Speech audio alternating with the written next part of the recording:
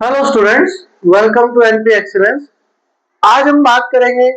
हमने last class में बात की थी एसिड्स, बेस एंड सॉल्ट की। पार्ट 2 आपने देख लिया होगा इशू। इसके बाद हम आगे चलेंगे। ठीक है, तो हमने कल बात की थी कि एसिड में अगर हम बेस को मिलाते हैं तो हमें सॉल्ट प्लस वाटर मिलता है। क्या मिलता है? Salt plus water. तो देखिए, जब हम इसको तोड़ते हैं तो ये जो बॉन्ड ब्रेक होता है वो HX प्लस MOX। M मतलब कोई मेटल है, यहाँ पे कोई मेटल है। ठीक है, तो यहाँ से ये बॉन्ड ब्रेक हो गया है। ठीक है, तो क्या बॉन्ड आया? MX तो निकल गया बाहर और HOH। तो HOH कितने H हो गए? 2H और एक O बाहर निकल जाता है। ठीक है, चलिए आगे बात करते हैं। तो देखिए, जब हम बात करें बेसिस की तो बेस अधिकतर क्या होते हैं? वाटर में सोल्यूबल होते हैं। लेकिन कुछ बेसिस क्या होते हैं जो वाटर में सोल्यूबल नहीं होते। All basis do not dissolve in water. बहुत से ऐसे बेसिस होते हैं जो वाटर के अंदर डिसॉल्व नहीं होते हैं, वाटर के अंदर डिसॉल्व नहीं होते हैं। और ऐसे बेसिस को क्या बोलते हैं? एल्कली। क्या बोलते हैं? एल्कली। क्या बोलते हैं? एल्कली। ठीक है, alkali is a base that dissolves in water. ठीक है, दे आर सॉपी। कैसे होते हैं ये? सॉपी होते हैं। कैसे पता चलेगा? टच करके। कैसे होता है? टच करके। ठीक है, तो ऐसे बेसिस जो वाटर के अंदर डिसॉल्व नहीं होते उनको हम क्या बोलते हैं? Alkali base. ठीक है, और वो एल्कली कैसे होते हैं? सॉपी होते हैं टच में। ठीक है, टेस्ट में बिटर होते हैं और कोरोसिव। कोरोसिव समझते हैं क्या होता है? कोरोसिव क्या होता है? कोरोजन पढ़ा? कोरोजन वहीं से कोरोसिव आया है। ठीक है, अच्छा जी। Never taste them as they may cause harm. कभी भी हमें इसको टेस्ट नहीं करना चाहिए। ठीक है, क्यों? क्योंकि ये हमारे बॉडी के लिए बहुत हार्मफुल हो सकते हैं। ठीक है ना। चलिए इससे आगे हम बात करते हैं। ठीक है, इस रिएक्शन को न्यूट्रलाइजेशन रिएक्शन भी बोलते हैं। ठीक है, कल हमने बात कर ली थी इस पे। ठीक है, चलिए इससे आगे बात करते हैं। हम देखते हैं कि कौन सा एसिड या कौन सा बेस कितना ज्यादा क्या कहते हैं रिएक्टिव होता है या कितना ज्यादा वो उसकी पीएच वैल्यू रखता है। ठीक है, हमें कैसे पता चलेगा? तो ये पता चलता है हमें पीएच स्केल से। किससे पता चलता है? पीएच स्केल से।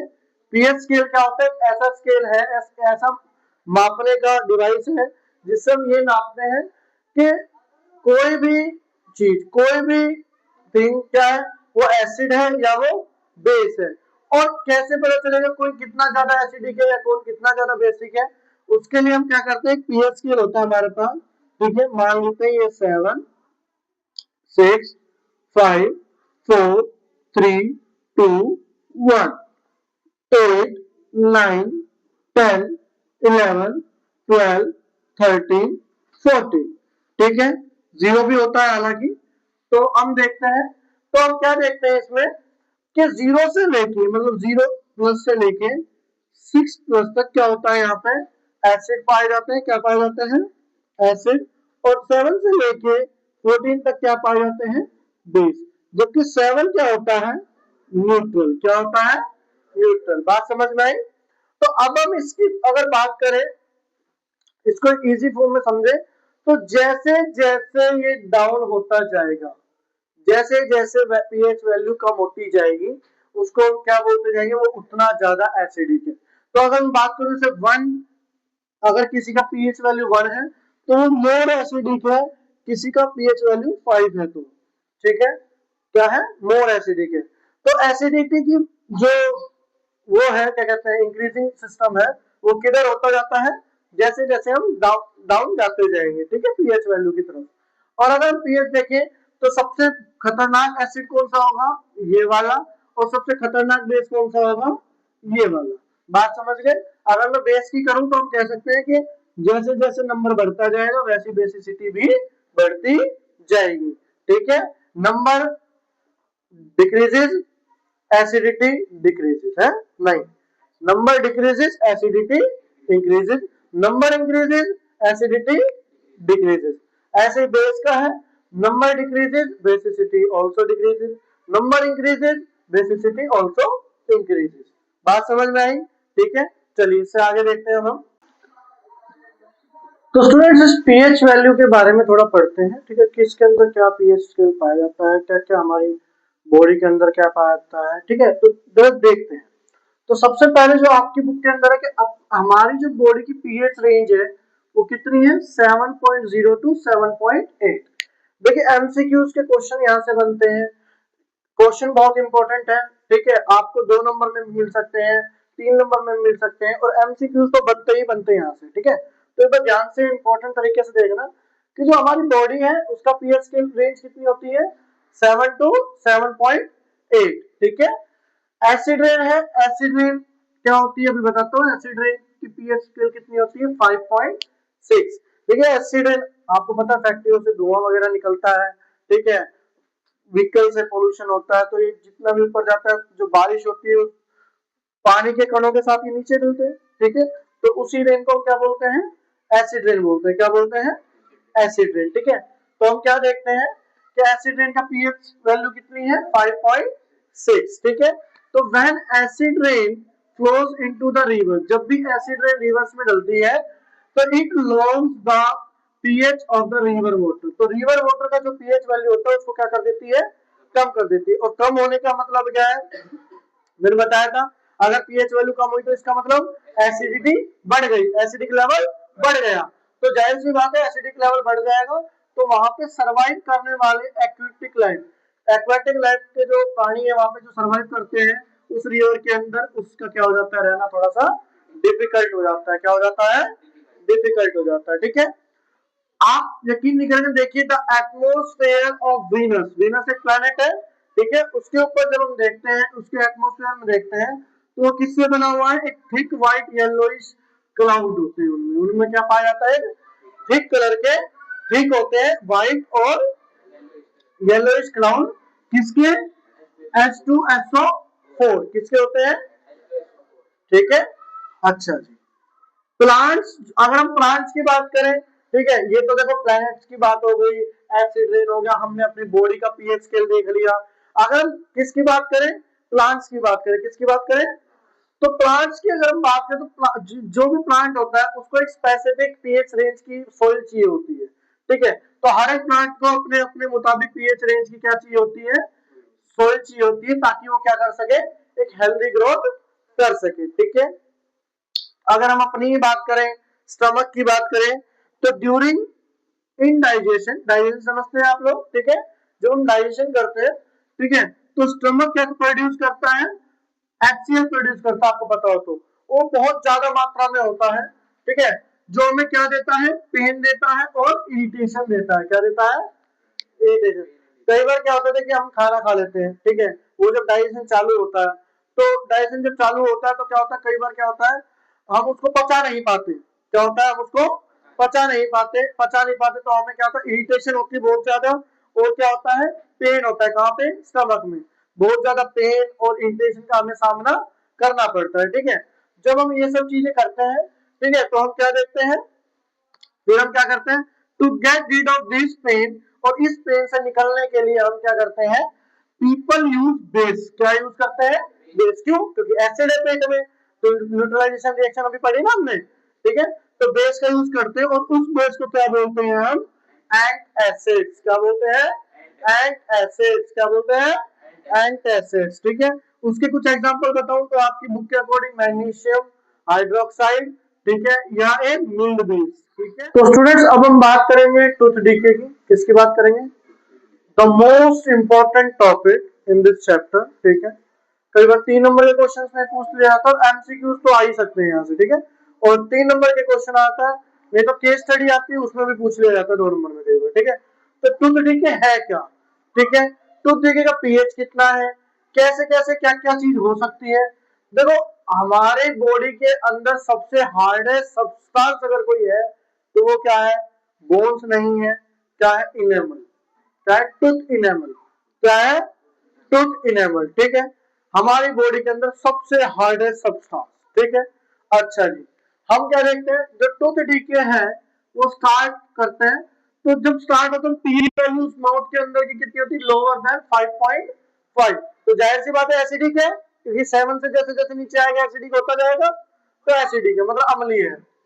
तो टूथ इनेमल क्या होता है, जो किससे बना हुआ है, कैल्शियम हाइड्रोक्सीपेटाइट, क्या बोलेंगे, कैल्शियम हाइड्रोक्सीपेटाइट, ठीक है, जो क्या है, जो एक क्रिस्टलाइन फॉर्म है कैल्शियम फोस्फेट की, किसकी क्रिस्टलाइन फॉर्म है, कैल्शियम फोस्फेट की क्रिस्टलाइन फॉर्म है, ठीक है, बात समझ में आई इतनी, ठीक है।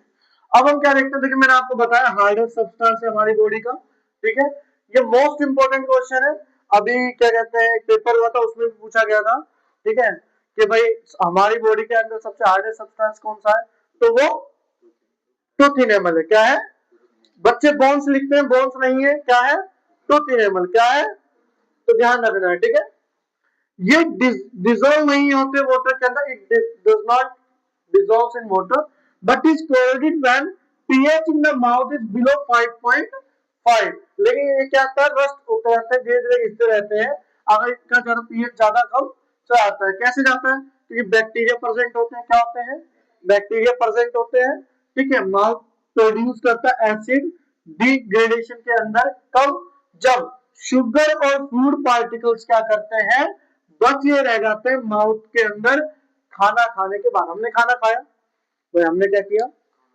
खाना खाया, दांतों चबाया, चबाया, चबाने के बाद क्या हुआ, चबाने के बाद क्या हुआ, हमने खाना पेट में चला गया, सब कुछ हो गया, उसके बाद क्या हुआ, उसके कुछ पार्टिकल्स शुगर के, ठीक है, या फूड के कुछ पार्टिकल्स हमारे दांतों में फंसे रह गए, अब वो हमारे दांतों में जब फंसे रह गए तो वो क्या करेगा, हमारे दांतों को धीरे धीरे सड़ाएगा, नहीं सड़ाएगा, कैविटी बनाएगा, नहीं बनाएगा, ठीक है, तो हमारे इनेमल को दिक्कत करेगा, नहीं करेगा, तो इसीलिए ये बैक्टीरिया करते हैं, तो इस चीज को बचने के लिए क्या देखते हैं, the best way to prevent क्या है, कि आप अपने माउथ को क्लीन रखें खाना खाने के बाद, तो ये क्या होता है, पानी नहीं पीना चाहिए खाना खाने के बाद, ये आपने सबने पढ़ा है, ठीक है, आपको सबको पता है कि 40-45 मिनट तक पानी नहीं पीना चाहिए, ठीक है ना, लेकिन मैं ये कहता हूं कि सिर्फ एक घूंट पानी जरूर, ठीक है, मुंह के अंदर रिवॉल्व करो, करते हैं ना,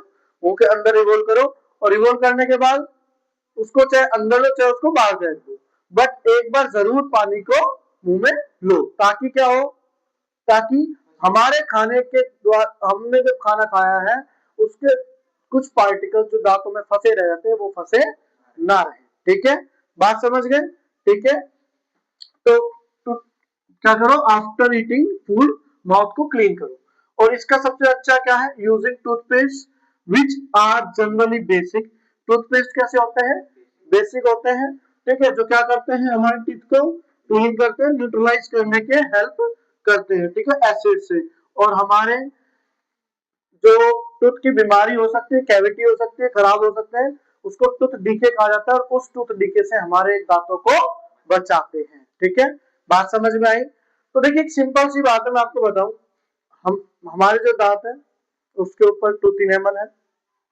क्या है, हमने खाना खाया, खाना खाने के बाद क्या हुआ, धीरे धीरे क्या हुआ, वो डाइजेस्ट तो हो गई, हमने खाना खाया वो चला गया अंदर, लेकिन जब खाना खाने के बाद जैसे थोड़ा बहुत खाना क्या हमारे दांतों में फंसा रह जाता है, ठीक है, शुगर फंसी रह जाती है, दांतों में खाना फंसा रहता है, तो वो क्या करता है, धीरे धीरे कैविटी का रूप ले लेता है, हमारे दांतों के इनेमल को सड़ाना शुरू कर देता है, उन सबसे बचने का उपाय क्या है, आप माउथ को क्लीन करो खाना खाने के बाद, ठीक है, और टूथपेस्ट का यूज करें, क्योंकि वो क्या होते हैं, बेसिक होते हैं, कैसे होते हैं वो, बेसिक होते हैं, आप देखना कई बार चोट लग जाती है, हम टूथपेस्ट लगा लेते हैं, है ना, कोलगेट वगैरह लगा लेते हैं, क्यों लगा लेते हैं, क्योंकि वो बेसिक होता है, क्या होता है वो, बेसिक, आप इस चीज को तो दिमाग में रखिए कि जब भी हम कोई खाना खाएं तो अपने माउथ को क्लीन जरूर करें, हम लोग ब्रश करते हैं, हम कब करते हैं, सुबह पहले ब्रश किया, उसके बाद खाना खाया और फिर सो गए, या कुछ भी काम में लग गए, शाम को क्या करते हैं,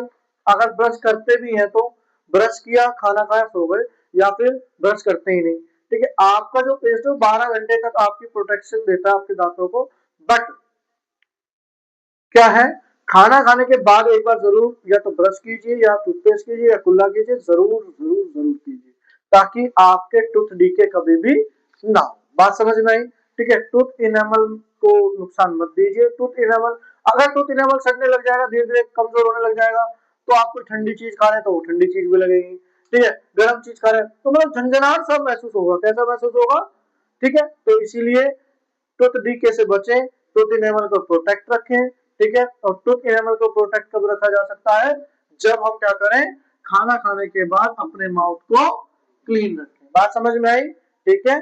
चलिए इससे आगे चलते हैं अब हम। तो फ्रेंड्स अब हम बात करते हैं किस ऑब्जेक्ट के अंदर कौन सा एसिड होता है, या किस चीज के अंदर कौन सा एसिड पाया जाता है। चलिए सबसे पहले हम बात करते हैं विनेगर की।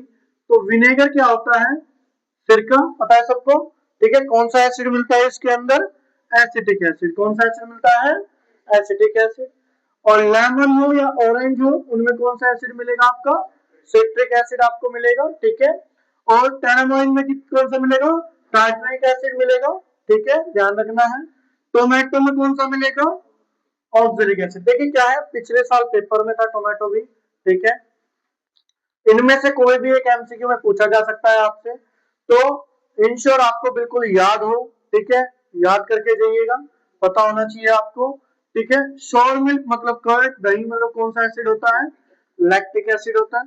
और आंट स्टिंग हो या निटल स्टिंग हो, उनमें कौन सा एसिड मिलेगा, मिथेनॉल। देखिए निटल स्टिंग की एक आपकी एक्टिविटी भी दी हुई है। निटल स्टिंग क्या होता है, एक पौधा होता है, ठीक है, बेसिकली जिसके जिसके अंदर क्या होता है, नेचुरल चीज है, ठीक है, जिसके कांटों में अगर आप इनसे छू लेते हैं फ्रेंडली, तो क्या होता है, उसके अंदर क्या पाया जाता है, मिथेनोइक एसिड पाया जाता है। क्या पाया जाता है, मिथेनोइक एसिड, ठीक है। इस एक्टिविटी को पढ़ लीजिएगा आप, इंपॉर्टेंट है, ठीक है। और ये इसको राइट डाउन कर लीजिए, इंपॉर्टेंट है ये भी, ठीक है। और ध्यान रखिए इस चैप्टर के अब हम सोल्ट रह गए, पीएच सोल्ट हम पढ़ेंगे, ठीक है। हमने एसिड और बेस पूरा कंप्लीट कर लिया है, ठीक है। और इससे रिलेटेड कोई भी डाउट हो तो आप कमेंट कीजिए, ठीक है, वीडियो को शेयर कीजिए, लाइक कीजिए और सब्सक्राइब कीजिए एनपी एक्सीलेंस, ठीक है। और याद रखिए इस चैप्टर को बहुत ही इजीली सोल्व कर लेंगे, ठीक है, आराम आराम से इसके क्वेश्चंस भी करेंगे, ठीक है। तो सब्सक्राइब कीजिए NP excellence and thanks for watching, thank you.